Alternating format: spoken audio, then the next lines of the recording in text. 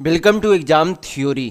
तो SSC constable GD के लिए जो है प्रत्येक शिफ्टों के बाद आपके लिए मैथ के एक्सपेक्टेड क्वेश्चन कराए जाते हैं, जो कि आपके ये 23 नवंबर 2021 के शिफ्ट 1 के बाद के जो है इस वीडियो में आपको मैथ के 10 प्रश्न एक्सपेक्टेड क्वेश्चन देखने को मिलेंगे। तो वीडियो के अंत तक जरूर बने रहिएगा। तो अगर आप इस चैनल पर नए हैं तो हमारे चैनल को सब्सक्राइब जरूर कर ले। यह हमारा सोशल मीडिया प्लेटफॉर्म है, आप हमसे यहाँ भी जुड़ सकते हैं। इसके लिंक आपको इस वीडियो के डिस्क्रिप्शन बॉक्स में मिल जाएंगे और इस वीडियो को अपने दोस्तों के साथ शेयर करना बिल्कुल भी नहीं भूलेगा। तो चलिए बढ़ते प्रश्नों की ओर। देखेंगे क्वेश्चन नंबर 1।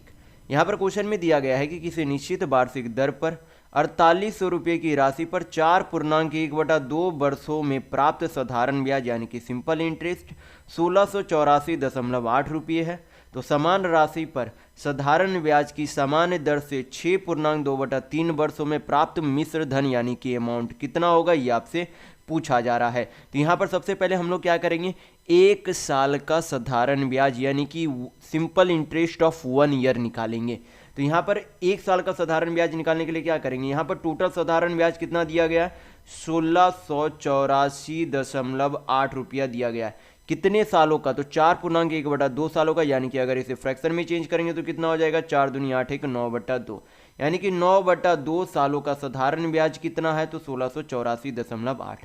तो यहाँ पर हल करेंगे तो आपका क्या निकल जाएगा, एक साल का साधारण ब्याज यहाँ पर से निकाल सकते हैं। तो हल करेंगे, पॉइंट हटाएंगे, नीचे 10 चला जाएगा, 9 से यहाँ पर काटेंगे, कितने बार में चला जाएगा, 9 1 7 9 8 72 6 9 से 63 9 दूनी 18।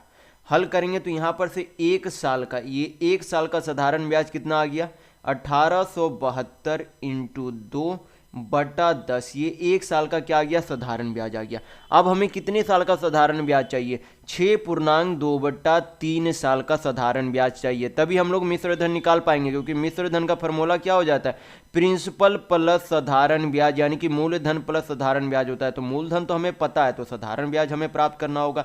तो एक साल का साधारण ब्याज इतना, तो इतने साल का साधारण ब्याज निकालने के लिए इससे क्या करेंगे, गुना कर देंगे समय को। तो कितना हो जाएगा आपका, यहाँ पर फ्रैक्शन में चेंज करेंगे तो 6 18 2 20/3, कितना हो जाएगा, 20/3। तो यहाँ पर से आपका 0 0 चला गया, 3 से काटेंगे, कितने बार में चला जाएगा, ये 3 6 18 और यहाँ पर 3 दूनी 6 3 चौक 12, यानी कि 624 इंटू 4 करेंगे तो कितना हो जाएगा, 24 चौक 96 6 चौक 24, यानी कि 2496 क्या आ गया, 6.2/3 साल का साधारण ब्याज आ गया। हमें क्या चाहिए, अमाउंट, तो इसमें क्या कर देंगे, मूलधन को यानी कि प्रिंसिपल को जोड़ देंगे। तो कितना हो जाएगा, 6 9 8 4 12 4 2 6 1 7, यानी कि 7296 रुपये आपके क्या आ गए, मिश्र धन यानी कि अमाउंट आ गई। तो यहाँ पर आपका ऑप्शन नंबर डी बिल्कुल सही होगा। नेक्स्ट क्वेश्चन देखेंगे, क्वेश्चन नंबर 2। यहाँ पर क्वेश्चन में दिया गया है कि 10 संख्याओं का औसत यानी कि एवरेज 18.2 है, प्रथम 4 संख्याओं का औसत 16.6 और अंतिम 7 संख्याओं का औसत 20.8 है। यदि चौथी संख्या को निकाल दिया जाए तो शेष संख्याओं का औसत ज्ञात करें कि कितना होगा। तो यहाँ पर सबसे पहले हमें क्या निकालनी होगी, चौथी संख्या का वैल्यू असल में कितना वो निकालना होगा। तो यहाँ पर जो है सबसे बेहतर तरीका क्या होता है निकालने का, तो सबसे यहाँ पर बेहतर तरीका मैं आपको बताऊंगा कि यहाँ पर सबसे पहले क्या दिया गया कि 10 संख्याओं का ओवरऑल एवरेज कितना दिया गया, तो 18.2। तो यहाँ पर क्या लिखेंगे, पहले 18.2, फिर यहाँ पर प्रथम 4 संख्याओं का औसत कितना है, 16.4। तो ओवरऑल एवरेज से ये कितना कम है, तो 18.2 माइनस क्या करेंगे, 16.6 माइनस करेंगे तो कितना हो जाएगा आपका यहाँ पर से, 12 4 16, यानी कि 1.6 कितना कम है, 1.6 कम है।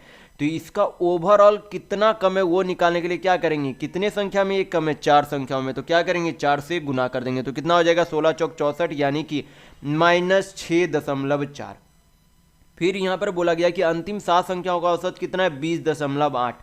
ओवरऑल औसत से कितना अधिक है, तो माइनस करेंगे तो आपका कितना आ जाएगा, यहाँ पर 6, यानी कि 2.6। कितना अधिक है, तो 2.6 अधिक है, कितना में से, 7 संख्याओं में से। तो क्या करेंगे, 26 सतह करेंगे तो 26 सतह आपका कितना हो जाता है, 182, यानी कि 18.2 की क्या हो जा रही है, वृद्धि हो जा रही है, क्या हो जा रही है, वृद्धि। अब क्या कर देंगे, हल कर लेंगे, यहाँ पर से चौथी संख्या का वैल्यू आ जाएगा। तो यहाँ पर कितने हो जाएंगे, 18 18 36, यानी कि 36.4 माइनस 6.4 बराबर आपके कितने आ जाएंगे, 30, यानी कि चौथी संख्या का वैल्यू कितना आ गया, 30। अब हम लोग क्या करेंगे, यहां पर से क्या दिया गया, 10 संख्याओं का औसत दिया गया 18.2, तो हम लोग क्या करेंगे, पहले 10 संख्याओं का योग निकालेंगे यानी कि सम निकालेंगे। तो पूरी 10 संख्याओं का सम यानी कि योग कितना हो जाएगा, तो 18.2 इंटू 10 करेंगे तो योग कितना हो जाएगा 182 यानी कि 182 होगा। इसमें से हमें क्या करना है, चौथी संख्या को निकाल देना है, यानी कि इसमें क्या कर देंगे -30 कर देंगे। तो आपका कितना बचेगा, -30 करने पर 152 बचेगा, यानी कि बची हुई संख्या का योग कितना आ गया 152। और संख्या कितनी बच गई, टोटल पहले संख्या कितनी थी 10 थी, उनमें से एक संख्या को निकाल दिया गया, चौथा नंबर का जो संख्या था उसे निकाल दिया गया, यानी कि एक संख्या निकाल दिया गया। तो बच गई संख्या कितनी 9, बची हुई संख्या का योग कितना 152। अगर औसत चाहिए तो जो आपकी संख्या बची उनसे क्या कर देंगे, डिवाइड कर देंगे, हल करेंगे, आपका नया औसत आ जाएगा। यहाँ पर से आपका कितना हो जाएगा 16 × 144, आपका 628 यानी कि लगभग 9 × 81 यानी कि 16.9 आपका अप्रॉक्स लगभग इतना औसत आएगा। तो यहाँ पर आपका ऑप्शन नंबर डी बिल्कुल सही होगा। तो अगर आपको वीडियो पसंद आ रहा है तो लाइक करते जरूर चलिएगा। नेक्स्ट क्वेश्चन देखेंगे, क्वेश्चन नंबर 3।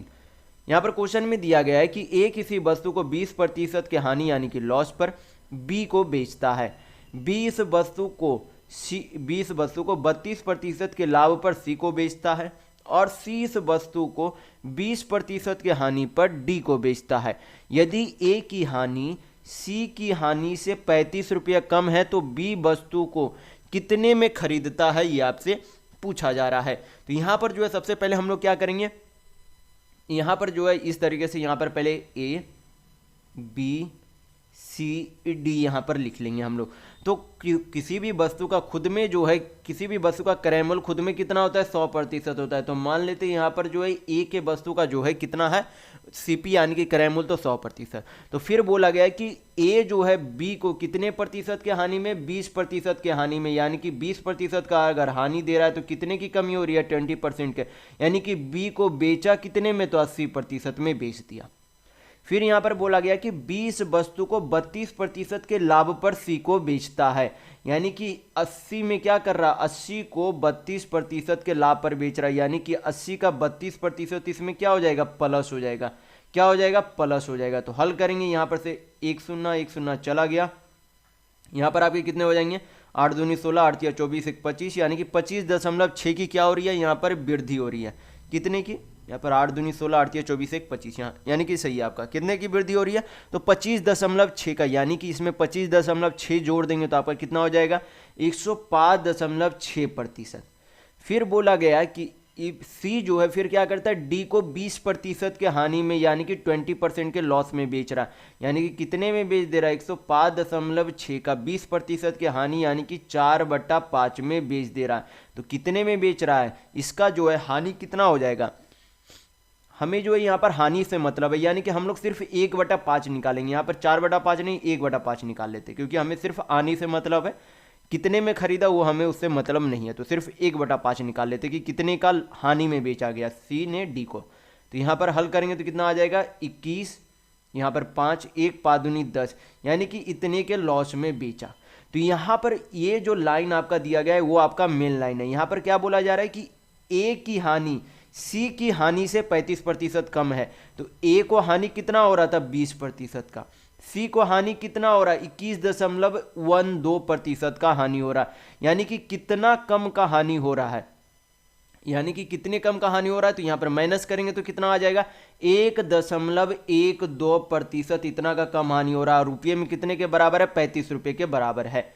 पॉइंट हटाएंगे, यहाँ नीचे चला जाएगा, कितने बार में 100 बार में चला जाएगा। 7 से कट रहा है तो काट देंगे ये 5 बार में, इधर आपका 7 1 4 7 6 42, यानी कि 1% का वैल्यू कितना आ जाएगा, तो 1% का वैल्यू आपका 500/16 आएगा।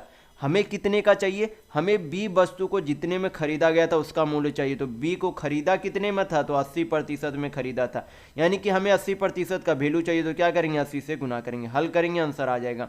16 से काटेंगे 80 को 5 बार में चला जाएगा, 5 5 आपका कितना हो जाता है 2500, यानी कि बी ने उस वस्तु को 2500 रुपये में खरीदा था। तो यहाँ पर आपका ऑप्शन नंबर डी बिल्कुल सही होगा। नेक्स्ट क्वेश्चन देखेंगे, क्वेश्चन नंबर 4। ये आपका क्या है, ग्राफ का क्वेश्चन है। ग्राफ में यहाँ पर क्या दिया गया है कि 2019 में किसी कंपनी को ए बी सी डी और ई कार्यालय में कार्यरत कर्मचारियों का डिग्री में दर्शाया गया, यानी कि अलग अलग कर्मचारियों में सॉरी अलग अलग जो है कार्यालय में कितने कितने कर्मचारी काम करते हैं उनको डिग्री में यहाँ पर दर्शाया गया है ग्राफ में। तो क्वेश्चन में देखेंगे पूछा क्या जा रहा है। क्वेश्चन में पूछा जा रहा है कि किस कार्यालय में कर्मचारी की संख्या ए, सी, डी और ई कार्यालय में कार्यरत कर्मचारियों की औसत संख्या से लगभग 18% अधिक है, ये आपसे पूछा जा रहा है। तो किसका किसका हमें चेक करना है, ए का, सी का, डी का और ई का करना है। तो क्या करेंगे, टोटल जो है जो डिग्री होता है कितने डिग्री का होता है, 360 डिग्री का होता है। हमें क्या करना है, बी को नहीं लेना है, तो इसमें से क्या कर देंगे 96 माइनस कर देंगे, तो इन चारों का योग निकल जाएगा। तो 96 माइनस करने पर आपका कितना आ जाएगा, यहाँ पर से 60, 36 गया तो आपका कितना आ जाएगा 264। कितने आ जाएंगे आपके यहाँ पर से 264 डिग्री आएंगे। हमें क्या चाहिए, औसत चाहिए। तो टोटल कितने यानी कि टोटल जो है कितने कार्यालय के कर्मचारी थे, 4 के। यहाँ पर क्या करेंगे 4 से डिवाइड करेंगे। फिर हमें क्या चाहिए, इसका 18% अधिक का वैल्यू चाहिए, यानी कि 118% का वैल्यू चाहिए। परसेंट हटाएंगे नीचे 100 चला जाएगा। हल करेंगे, यहाँ पर से हमें पता चल जाएगा कि कौन से कार्यालय की कर्मचारियों की संख्या दी गई है। तो हल कर लेते हैं। यहाँ पर से 4 से काटेंगे तो 4 छक 24 और यहाँ पर 4 छक 24, 4 छक 24। फिर आपका यहाँ पर तो कोई कटेगा नहीं, तो हल कर लेते हैं यहाँ पर से। बाकी 118 को 66 से गुना करेंगे तो कितना हो जाएगा, 18 चौक 78 से 08 और 1 बचा तो आपके 6, 6 और 1 7, यानी कि 708। तो 77, 88 यानी कि कितने आ जाएंगे 77.88। तो ये लगभग जो है किसके बराबर है, 77.88, यहाँ पर 78 के बराबर है। किसके बराबर है, 77.88 को हम लोग 78 बोल सकते हैं, यानी कि ये 78 डिग्री के बराबर है। यानी कि किस कार्यालय के कर्मचारियों की संख्या दी गई है, तो कार्यालय सी की दी गई है। तो यहाँ पर आपका ऑप्शन नंबर बी बिल्कुल सही होगा। नेक्स्ट क्वेश्चन देखेंगे क्वेश्चन नंबर 5। यहाँ पर क्वेश्चन में दिया गया है कि जब यक्ष को 24, 30, 36 और 46 में से प्रत्येक से घटाया जाता है तो इस क्रम में प्राप्त संख्या समानुपात में होती है। तो आपसे पूछा जा रहा है कि 2x + 3 और 3x + 2 के बीच का मध्य अनुपात यानी कि मीन प्रोपोर्शनल ज्ञात करें। तो सबसे पहले तो आपको फार्मूला पता होना चाहिए कि मध्य अनुपात का फार्मूला क्या हो जाता है, √ हो जाता है पहली संख्या इंटू दूसरी संख्या होता है, यानी कि दोनों संख्याओं का गुणज का √ ये फार्मूला होता है। तो यहाँ पर जो है हम लोग क्या करेंगे, यक्स का वैल्यू जो है डायरेक्ट मध्य अनुपात में पुट करके देखेंगे, जो भी आपका ऑप्शन मैच करेगा वही आंसर आपका होगा। तो यहाँ पर जो है पहली संख्या कितनी दी गई है, तो 2x + 3 दी गई है और दूसरी संख्या कितनी दी गई है, 3x + 2 दी गई है। तो यहाँ पर यक्स का वैल्यू क्या पुट करें, यक्स का वैल्यू क्या पुट करे कि आपका क्या हो जाए, मीन प्रोपोर्शनल निकल जाए। तो यहाँ पर अगर 1 पुट करेंगे तो कितना हो जाएगा, 3 2 5, 3 2 5 10, यानी कि √10। तो कहीं वैल्यू है नहीं ऑप्शन में, तो वो नहीं होगा। 2 पुट करेंगे तो 2 दूनी 4, 3 7 प्राइम नंबर हो जाते, नहीं होंगे। फिर आपका यहाँ पर 3 पुट करेंगे तो 3 दूनी 6, 6 3 9 और 3 3 9, 9 2 11, यहाँ पे प्राइम नंबर हो जाते, नहीं होंगे आपके। 4 भी आपका नहीं हो सकता, 5 भी आपका नहीं होगा। 6 यहाँ पर पुट करके देखते तो 6 दूनी 12, 3 15, यहाँ पे कितने हो जाएंगे 6 दूनी 12। यक्स का वैल्यू यहाँ पर हम लोग 6 पुट करके देख रहे हैं, तो 6 दूनी 12, 3 15 और आपके 6 3 18, 18 2 आपके कितने हो गए 20। तो 15 को क्या लिख सकते हैं यहाँ पर, 15 को 5 × 3 और 20 को 5 × 4 लिख सकते हैं। तो आपका कितना हो जाएगा 5 दूनी 10, यानी कि 10√3 आपका क्या हो जाएगा, मध्य अनुपात आपके ये आ गए। तो यहाँ पर आपका ऑप्शन नंबर ए बिल्कुल सही होगा। तो यक्स का वैल्यू खुद से यहाँ पर जो है आप लगा कर देखिएगा, तभी आपका ये आसानी से मैथ बनेगा, वरना आप यक्स का वैल्यू निकालने के लिए जाएंगे तो काफ़ी आपका लंबा समय निकलेगा। तो आप हमेशा जो है परीक्षा में इस तरीके से ही बनाइएगा। नेक्स्ट क्वेश्चन देखेंगे, क्वेश्चन नंबर 6। यहाँ पर क्वेश्चन में दिया गया है कि कोई व्यक्ति शांत जल में 5 मीटर प्रति सेकंड की चाल से नाव चला सकता है। धारा की चाल 6 किलोमीटर प्रति घंटा है, तो उसके द्वारा धारा की दिशा में 76.8 किलोमीटर की दूरी तय करने में लगने वाला समय कितना था, ये आपसे पूछा जा रहा है। तो यहाँ पर तो सबसे पहले आपको पता होना चाहिए कि हमें निकालना क्या है, समय। तो समय निकालने का फार्मूला क्या होता है, डिस्टेंस बाय स्पीड, यानी कि दूरी बटा चाल होता है। तो ये फार्मूला ध्यान रखिएगा। फिर जो है यहाँ पर हमें क्या चाहिए, समय।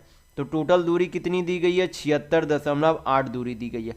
नीचे क्या करना, हमें स्पीड करना है। और ये जो नाव जा रही है वो किस दिशा में है, धारा की दिशा में, यानी कि नाव का चाल और धारा का चाल क्या होगा, जुटेगा। लेकिन नाव की चाल यहाँ पर किस में दी गई है, मीटर प्रति सेकंड में, लेकिन धारा की चाल किलोमीटर प्रति घंटा में, तो इसे भी हमें क्या करना होगा, किलोमीटर प्रति घंटा में चेंज करना होगा। तो मीटर प्रति सेकंड के चाल को किलोमीटर प्रति घंटा में चेंज करने के लिए 18/5 से गुना करते, तो हल करेंगे कितना आ जाएगा आपका, 18 किलोमीटर प्रति घंटा। तो यहाँ पर धारा की दिशा में जा रही है तो चाल क्या हो जाएगा, यहाँ पर जुट जाएगा, यानी कि 18 6 आपके कितने हो जाएंगे, 24। हल करेंगे आपका कितना आ जाएगा यहाँ पर समय, 24 3 72, 4 24 दूनी 48, यानी कि 3.2 आवर आपका समय आएगा। तो यहाँ पर आपका ऑप्शन नंबर बी बिल्कुल सही होगा। नेक्स्ट क्वेश्चन देखेंगे, क्वेश्चन नंबर 7। यहाँ पर क्वेश्चन में दिया गया है कि ए और बी मासिक आय का अनुपात 2:3 है और उनकी बचत का अनुपात 3:4 है। यदि ए की आय बी की बचत के बराबर है तो ए और बी के व्यय का अनुपात ज्ञात करें कि कितना होगा। तो यहाँ पर जो है सबसे पहले हम लोग क्या कर लेते, ए यहाँ पर बी लिख लेंगे। फिर आपका क्या दिया गया, इनकम यानी कि आय का अनुपात दिया गया है, कितना दिया गया, 2:3 दिया गया। फिर आगे क्या दिए गए, सेविंग का अनुपात दिया गया है, सेविंग का अनुपात कितना दिया गया, 3:4 दिया गया है। और क्या बोला कि ए की आय बी की बचत के बराबर, यानी कि ये जो है ए की आय 2 यूनिट है और यहाँ पर बी का व्यय जो है कितना, यानी कि खर्च कितना है, 4 यूनिट। ये दोनों बोल रहा आपस में बराबर है, तो क्या यूनिट में बराबर हमें दिख रहे या नहीं दिख रहे। तो बराबर करने के लिए क्या करेंगे, यहाँ पर पूरे अनुपात को क्या करेंगे, 2 से गुना कर देंगे। तो आपका कितना हो जाएगा, नया अनुपात। नया अनुपात आपका हो जाएगा 2 दूनी 4:6, यानी कि ये क्या आ गई, ए का आय आ गया यहाँ पर 4 यूनिट और बी का आय आ गया यहाँ पर 6 यूनिट। यानी कि ए जो है 4 यूनिट कमा रहा है, 3 यूनिट खर्च कर रहा है, तो बचा कितने रहा है, सॉरी ए जो है 4 यूनिट कमा रहा है और बचत कर रहा है 3 यूनिट, यानी कि एक्सपेंडिचर खर्च कितना कर रहा है, तो इनकम माइनस सेविंग करेंगे तो आपका एक्सपेंडिचर यानी कि खर्च आ जाएगा। तो कमा रहा है 4 रुपये, बचा रहा है 3 रुपये, यानी कि खर्च कितना कर रहा है, 1 यूनिट खर्च कर रहा है।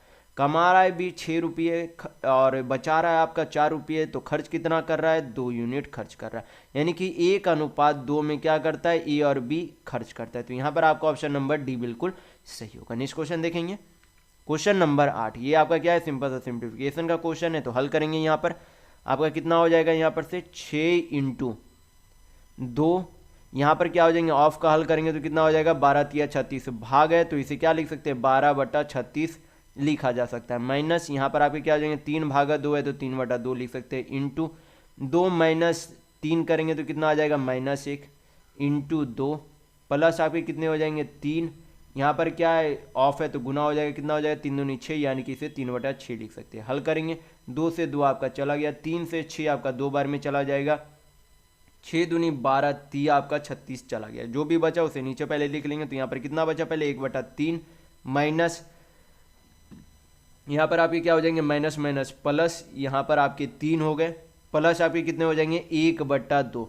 हल करेंगे, एलसीएम आपका 6 हो जाएगा, 3 दूनी 6, 6 तिया 18, 2 तिया 6, कितना हो जाएगा, 18 2 20 और 3 23/6 आपका ये क्या आ गया, आंसर आ गया। तो यहाँ पर आपका ऑप्शन नंबर डी बिल्कुल सही होगा। नेक्स्ट क्वेश्चन देखेंगे, क्वेश्चन नंबर 9। यहाँ पर क्वेश्चन में दिया गया है कि एक व्यक्ति अपनी आय का 28% बचाता है। यदि उसकी आय में 20% की वृद्धि होती है और व्यय यानी कि खर्च में 5% की कमी होती है तो उसके बचत में x% की वृद्धि होती है। तो आपसे पूछा जा रहा है कि x का निकटतम मान क्या होगा। तो यहाँ पर सबसे पहले हम लोग क्या निकाल लेते कि यहाँ पर क्या बोला जा रहा है कि उसके यहाँ पर इनकम, यहाँ पर लिख लेते एक्सपेंडिचर, यहाँ पर सेविंग, यानी कि आय, खर्च और बचत।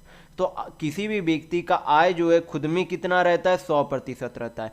तो बोला कि यहाँ पर 100% अगर आय है तो वह अपनी आय का 28% बचत करता है, यानी कि 28% क्या कर लिया, सेविंग कर लिया। फिर बोला कि उसके आय में क्या हो गई, 20% की वृद्धि हो गई, यानी कि अगर 100 में 20% की वृद्धि होगी तो कितने का वृद्धि होगा, ओवरऑल 20% का।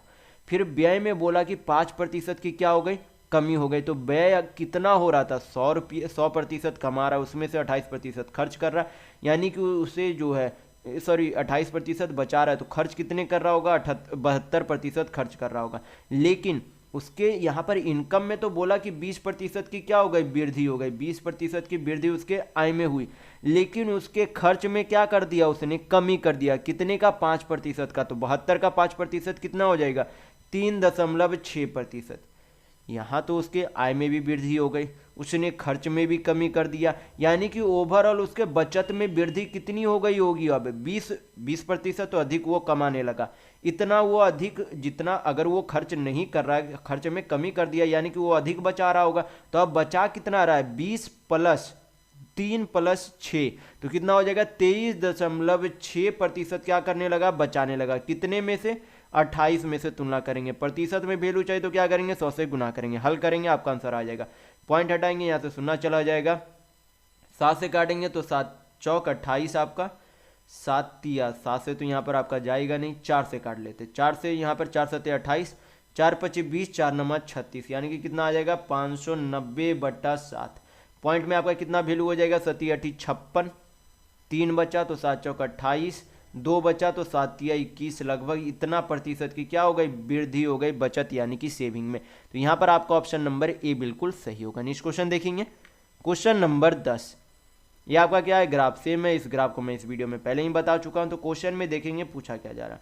क्वेश्चन में पूछा जा रहा है कि कार्यालय ए में 40% कर्मचारी महिला है और कार्यालय सी में 60% कर्मचारी पुरुष है। तो आपसे पूछा जा रहा है कि कार्यालय ए में पुरुष कर्मचारियों की संख्या और कार्यालय सी में महिला कर्मचारियों की संख्या का अनुपात क्या है, ये आपसे पूछा जा रहा है। तो यहाँ पर क्या करेंगे, ए, यहाँ पर बी लिखेंगे। तो यहाँ पर जो है ए में जो है टोटल कितने डिग्री कर्मचारी थे, तो 108 डिग्री कर्मचारी थे, और उनमें से क्या बोला गया कि 40% क्या है, महिलाएं। लेकिन हमसे पूछा क्या जा रहा है, पुरुष का पूछा जा रहा है। तो कहीं भी किसी भी कार्यालय में व्यक्तियों की संख्या खुद में 100% होती है। तो 100% में से 40% अगर महिला थी तो पुरुष कितना रहा होगा, 60% रहा होगा। यहाँ पर अनुपात लिखेंगे। फिर बी में जो है कितने कर्मचारियों की यहाँ पर जो है डिग्री में वैल्यू कितना दिया गया था, 96 डिग्री वैल्यू दिया गया था। उनमें से बोला गया कि 60% क्या है, कर्मचारी पुरुष है। क्या है, कर्मचारी पुरुष है। तो आपसे पूछा जा रहा है यहाँ पर क्या, कि महिला कर्मचारी कितना है। सॉरी, यहाँ पर बी नहीं है, ये आपका सी का पूछा जा रहा है, ये सी का पूछा जा रहा है, यानी कि ये 96 नहीं होगा, ये 78 आपका होगा। यहाँ पर क्या लिखेंगे, 78 डिग्री इंटू आपके यहाँ पर जो है, यहाँ पर क्या है, आपके पुरुष है, महिला का पूछा जा रहा है, तो कितने हो जाएंगे यहाँ पर से आपके 40% होंगे। तो यहाँ पर से हल कर लेते हैं हम लोग से, यहाँ पर से परसेंट आपका चला जाएगा, 20 से काटेंगे तो 20 तिया 60, 20 दूनी 40 आपका चला जाएगा। यहाँ पर से हल करेंगे तो आपका कितने बार में चला जाएगा, 6 से यहाँ पर काट लेते, तो यहाँ पर ये 13 बार में, ये आपके यहाँ पर 6 1 4 6 8 48, यानी कि 18 बार में चले जाएंगे यहाँ पर। तो 2 से यहाँ पर काटेंगे तो ये 9 बार में, तो आपका कितना आ गया यहाँ पर से 27:13, ये आपका आंसर आएगा। तो यहाँ पर आपका ऑप्शन नंबर डी बिल्कुल सही होगा। तो इस वीडियो में बस इतना ही। अगर आपको वीडियो पसंद आए तो लाइक कीजिएगा, नए हैं तो चैनल को सब्सक्राइब जरूर कर लीजिएगा। ये हमारा सोशल मीडिया प्लेटफॉर्म है, आप हमसे यहाँ भी जुड़ सकते हैं। इसके लिंक आपको इस वीडियो के डिस्क्रिप्शन बॉक्स में मिल जाएंगे। और इस वीडियो को अपने दोस्तों के साथ शेयर करना बिल्कुल भी नहीं भूलिएगा। तो वीडियो में बस इतना ही। वीडियो के अंत तक बने रहने के लिए बहुत बहुत धन्यवाद। आशा करता हूँ आपका दिन शुभ हो।